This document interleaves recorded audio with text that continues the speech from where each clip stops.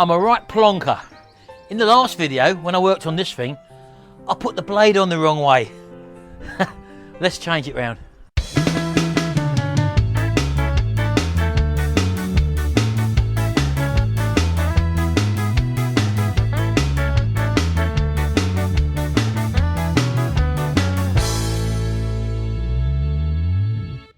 Right, as you remember, I've actually done a video on this lawnmower. It's my own personal one, and through talking and going in and out and doing different things, I didn't realise I actually put the blade on upside down. I only realised something was afterwards. When you saw the time lapse of me actually cutting the grass, it really did cut the grass crap. Although it looked like it was going up and down okay, the box weren't even filling up, and that's one of the symptoms, because these little curved bits here, let me show you.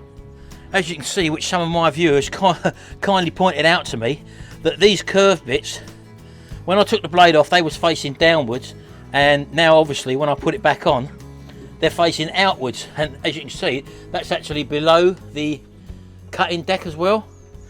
So they normally, when they're facing the right way, they normally create the draft to suck all the grass cutting out into the grass box. Well, that wasn't happening because the grass box wasn't filling up and it was all congestion around there. So not only that, I also sharpened the, the wrong side of the blade as well. So I'm going to have to take it off, resharpen it and put it back on anyway. So that's what we're doing there.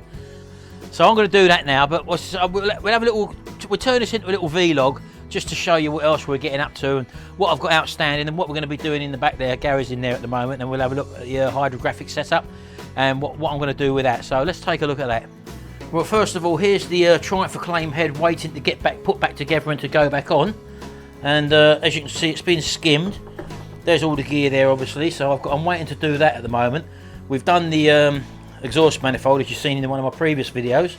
Now that water pipe, which I have been having trouble trying to locate, I've checked on eBay, I've checked at Rimmer Brothers, and they say that the part isn't made anymore and it's not going to be made anymore. So I'll either have to get something manufactured or try and locate one somewhere from an old scrapped vehicle or something like that. I'm not too sure yet. So I've still got a problem with that, so I've got to get over that one, and that could take a little bit of time. So that's that. Now, as you can remember, this was our Hydrographics setup, which we haven't touched for months and months and months.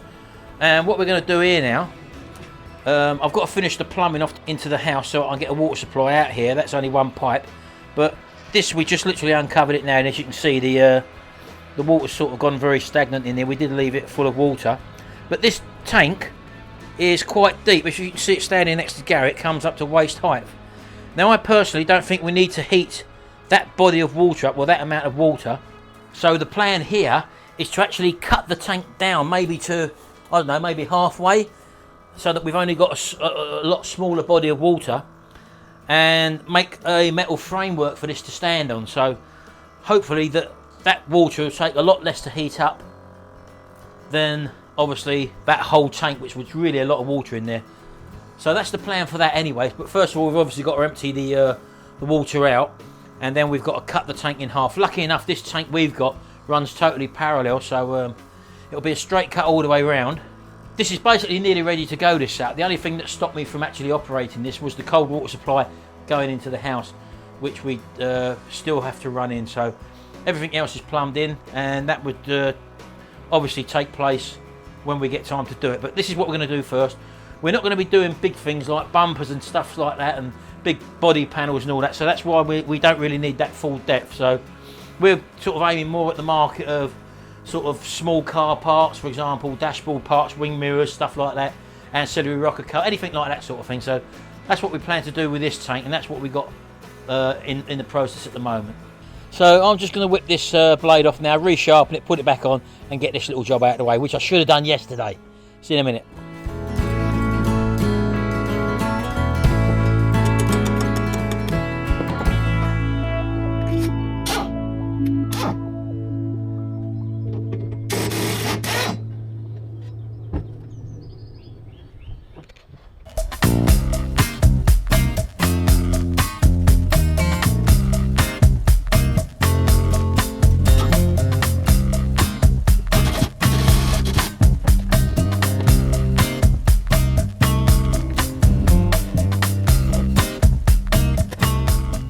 Right, okay, let's give this a little go.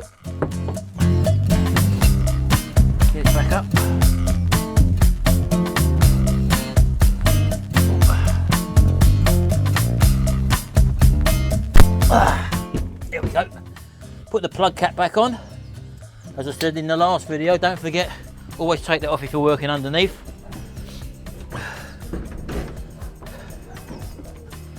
Three or four pumps.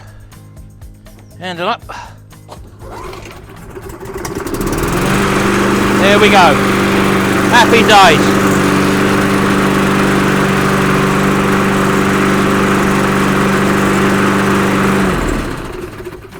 Right, I'm happy now that I've actually done the job properly this time. But thanks very much to those of you who pointed it out to me. Although I did know something was wrong, because as I said to you, it wasn't cutting properly and the box wasn't filling up and it was all gathering around the opening to where the actual box collector goes. So, silly mistake, anyone can do it. If I can do it, so can you. So just double check before you actually do anything. Right, let's have a little peep inside just to see how that water's draining out.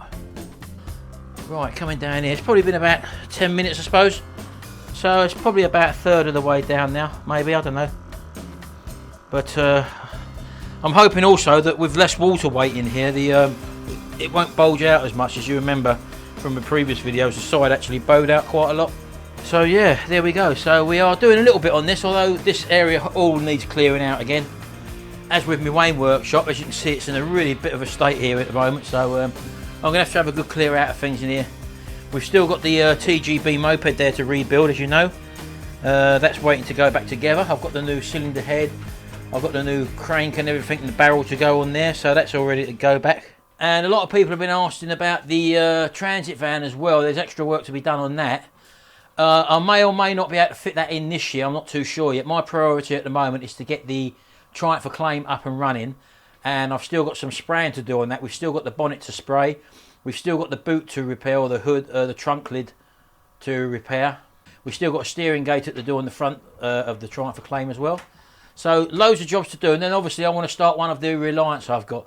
I'm not too sure whether to start on the Reliant Regal first, which is the Trotter van, or whether to start on the Reliant Robin, which I'm going to also do as in the Trotter guise. So I've yet to make that decision, but hopefully one of them will definitely be started in summertime after the Triumph Acclaim anyway. So let's hope the Mondeo keeps itself in order and we don't have to keep working on that. I was watching a video from Jay Digex over in Canada the other day, and he come up with a good point, which are probably a lot of you with a shed or with an outside workshop or something like that, is to keep plenty of spares laying about. Now I've leave a message on Jay's video saying I do keep a load of spares, and I've actually just stocked up things like nuts and bolts and Jubilee clips and stuff like that, cable ties, that sort of thing. So it's always handy to have that sort of stuff laying about, and you can buy these kits very, very cheaply from your Home Depot or your B&Q superstores and stuff like that. So I'll just quickly show you what I've got in my little stash. So as you can see here, I've got various selections of different sizes and types of cable ties. We've got O-rings, the O-ring kits and stuff like that always come in handy as well. We've got different types of springs, different types of Jubilee clips, other types of washers and stuff, and nuts and bolts, as you can see here, all different sizes, washers, split pins, cotter pins, all stuff like that, R-clips, everything like that.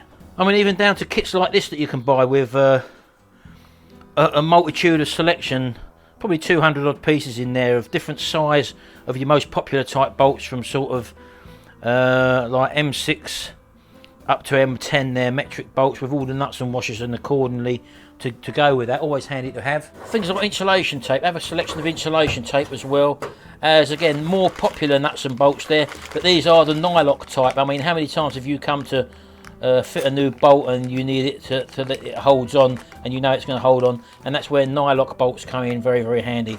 These are a selection again of the most common sizes there. And as with everything, Jubilee clips as well. You're always looking for a Jubilee clip, or one may go on your car and it might leave you stranded, and it's always handy to have the various most common sizes available. And these are pretty cheap to buy in pack form like this. I think I paid about £4 or £5 for something like this sort of thing. And again, a company in the UK called Screwfix, ideal for picking up this sort of stuff just to have in stock. Again, various types of hole cutters, always handy to have. Things like drill bits, and one recommendation is never really buy the cheapest drill bits that you get at these do-it-yourself superstores. They don't last, the tips don't last, and they're only cheap, and you're forever buying. You might think it's pretty dear to buy sort of £5 for example for a drill bit like that, or £3 or £4 for a drill bit like that, but you'll find they last a hell of a lot longer than buying something like this, which comes in kit form, which you can pick up for about £6 for the whole kit, but they really don't last whatsoever. They're okay for drilling wood and stuff like that, but soon, if you're doing any metal work at all, they're actually no good whatsoever. Now also we've got some sort of speciality tools here. That's a brake caliper remover, a brake caliper winding in tool there from what I used on the Mondo. We've got some brake pipe clamps there. These are only cheap to buy as a set. And we've got some emergency wheel nut remover kits which I bought for the Mondo, but they didn't fit. So little specialist tools like that. Things like different types of drill bits and stuff like that. We've got riveters here. We've got selection of different types of meters. This one's for checking capacitors, for example, which can cause a lot of problems, not so much on cars, but mostly on electrical 2-volt, 40-volt electronic equipment, and having a selection of that. Different types of drill bits and stuff like that for the Ramble tool there. We've got all little different types of attachments for that there. Taps and dies, as you've probably seen that I used in my engine manifold on the Triumph Acclaim. Just handy having, again, the normal stuff. And as with everything, having an old selection of nuts and bolts and different things on stuff you work on. This is mostly lawnmower stuff, as you can see there. We do quite a bit of lawnmower work as well, and they do come in handy to dive down them. If we buy a lawnmower which has got a really crappy deck or whatever, we strip it down, keep all the nuts and bolts, because there are times where you might be looking for something like that, for example, which is the sticker on the front of a Mountfield lawnmower, and that can make the difference between a £10 or £20 sale if you've got the actual brand name on there. I'm lucky enough as well to be able to own a vinyl cutter, so we can actually make our own labels to a certain extent, and probably not the same as the factory originals, but at least we can actually create some sort of labelling for a lawnmower or anything really, to bring something back to a sort of a normality look, rather than just it's just been resprayed. So that's that as well. We've also got selections of paint equipment. Again, if you're in the market for refurbing stuff, we have various different colours and types of paints and stuff like that. Always handy if you're touching something up, for example, in many different colours. And again, we don't buy these new, we buy these from car boot sales and stuff like that, where you buy them slightly out of sell-by dates or whatever.